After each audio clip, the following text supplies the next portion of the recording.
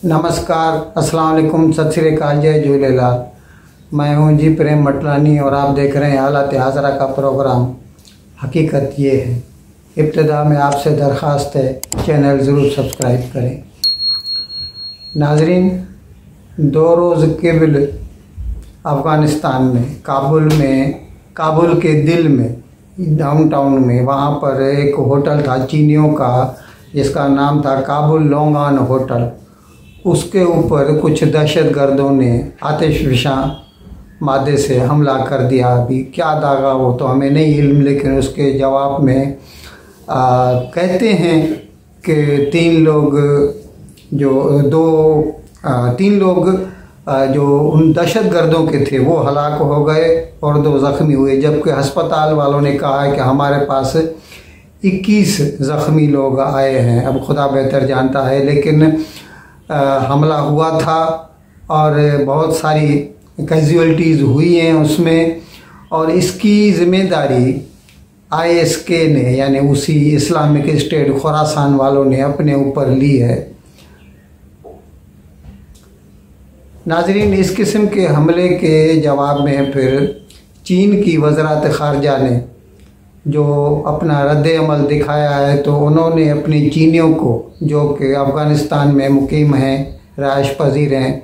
उन सबको यही मशवरा दिया है कि वो फ़ौरन से भी कबल अफ़गानिस्तान छोड़ दें,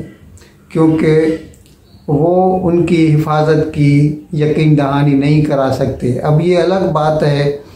कि तालिबान जो कि पिछले 15 अगस्त से हुकूमत में आए थे 2021 से, उन्होंने तो ख़ुद ही चीन की हुकूमत से ये दरख्वास्त की थी कि चीन अफ़गानिस्तान में कुछ इन्वेस्टमेंट करे, सरमाएकारी करे, लेकिन ख़ुद जो इस्लामिक ऑर्गेनाइजेशंस हैं उनमें आपस में किसी भी चीज़ पर जो है वो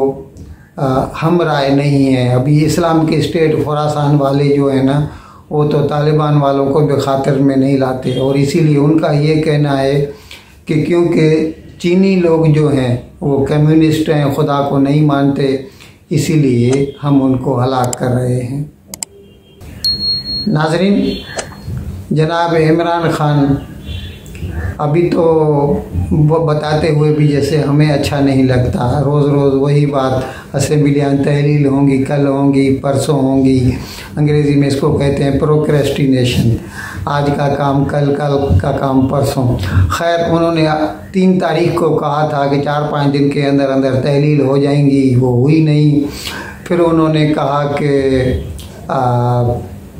20 तारीख तक, उन्होंने नहीं, वो फवाद चौधरी ने कहा था 20 तारीख तक होंगी। फिर उन्होंने खुद ही कहा कि चौधरी परवेज़ इलाही कहते हैं कि ये वक्त मुनासिब नहीं है असेंबलियाँ तहलील करने का, और उन्होंने इसके ख़िलाफ़ मशवरा दिया है चौधरी परवेज़ इलाही, जो कि उनके अलाए हैं।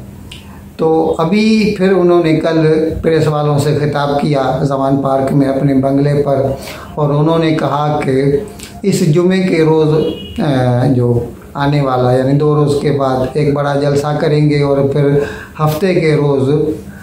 वो पाकिस्तान के लोगों से खिताब करेंगे। लिबर्टी चौक पर खुद ही आएंगे, और बाकी पाकिस्तान के दूसरे शहरों में बड़े बड़े स्क्रीन लगाए जाएंगे, जो कि इमरान खान का वही खिताब जो है लाइव दिखाएंगे। अच्छा, इसमें उन्होंने कहा है कि हफ्ते के रोज़ मैं आपको बताऊंगा ये असेंबलियाँ कभी तहलील होंगी। इस ज़मन में एक PTI के मिनिस्टर हैं जिनका नाम है मियाँ असलम इकबाल। उन्होंने ऐसे किसी भी अंदाज़े की वजूद से इनकार किया है कि भाई हम जो अलाइज़ हैं, यानी चौधरी परवेज़ इलाही वाले, पाकिस्तान मुस्लिम लीग कायद ग्रुप वाले और PTI वाले, इनके बीच में किसी भी किस्म की खलीज है। उसका कहना ये है कि we both are on the same page, यानी हम यक राय हैं। अच्छा, उन्होंने तो यहाँ तक कह दिया कि चौधरी परवेज़ इलाही ने समरी लिख दी है, उसमें खाली डेट नहीं डाली, और असेंबलियाँ तहलील करने की समरी लिख कर जनाब इमरान खान को दे दी है, और उन्हें मतलब ये हक भी दे दिया है कि वो जब भी चाहें उस पर डेट डालकर गवर्नर को पास ऑन कर दें ताकि असेंबलियाँ तहलील हो जाएं। नाजरीन, इस बीच में पीटीआई के जो भी मेंबरान हैं एमपीएस, उनके बीच में अदम इत्मीनान का इजहार अभी खुले आम किया जा रहा है। एक तो वो कहते हैं कि जब इमरान खान ने ये रावलपिंडी में जलसे में ये ऐलान किया तो हमसे किसी भी किस्म का मशवरा नहीं किया था, अगर हमसे मशवरा करते तो हम इसके ख़िलाफ़ उन्हें बोलते। एक तो उन्होंने हमसे पूछा नहीं, दूसरे वो बोलते हैं कि अभी अभी मुश्किल से तो अभी पैसा मिलना शुरू हुआ है तरक्याती कामों के लिए, और अगर इस वक्त हमने असेंबलियाँ तहलील कर दी तो हमारी गवर्नमेंट भी गिर जाएगी, तो फिर इसका पूरा क्रेडिट जो है ना उस वक्त अभी समझो फिर नून लीग वाले गवर्नर राज लगा देते हैं और उसके वक्त में वो सारे मंसूबे उसके वक्त में पूरे होते हैं तो फिर उसका क्रेडिट भी वही ले जाएंगे। मतलब कहने का ये है कि खुद पीटीआई के मेंबरान जो हैं वो बजाते खुद सेम पेज पर नहीं है, भले ही असलम इकबाल कुछ भी कहते बैठे लेकिन वो नहीं चाहते कि असेंबलियाँ इस वक्त तहलील हों। नाजरीन, इस बीच में जो सरकार है नून लीग की या पीडीएम की बोलें, उसके बीच में भी दरारें दिखाई पड़ रही हैं। अभी जहाँ तक मुल्क में जो मुआशी बहरान है जिसके बारे में इमरान खान आए दिन कहते रहते हैं कि पाकिस्तान किसी भी वक्त डिफ़ॉल्ट कर सकता है, तो इसके बारे में कल एक प्रोग्राम हुआ, उसमें दोनों मतलब जो मौजूदा वज़ीर ख़ज़ाना है जनाब इसाक डार और इससे पहले जो वज़ीर ख़ज़ाना थे जनाब मिफ्ताह इस्माइल, दोनों ने अपने अपने ख़यालात का इज़हार किया। बकौल इसाक डार के परेशानी की कोई बात नहीं, हम सब कुछ संभाल सकते हैं, जबकि मुफ्ताह इस्माइल ये कहते हैं कि वो जो 9th रिव्यू है आईएमएफ का, वो जो 6 पॉइंट कुछ बिलियन डॉलर का उनका जो लोन पास हुआ था और उसके बारे में अभी जो 9th इंस्टॉलमेंट है उसके बारे में जो रिव्यू होना है,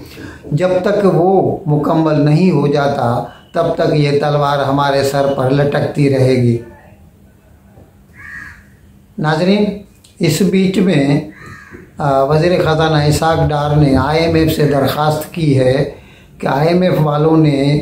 कुछ उनके हदफ पूरे न करने की बिना पर उनके ऊपर जो सरचार्ज अपार्ट फ्राम इंटरेस्ट के अलावा जो सरचार्ज लगाया है, उनसे वो दरख्वास्त की है इसाक डार ने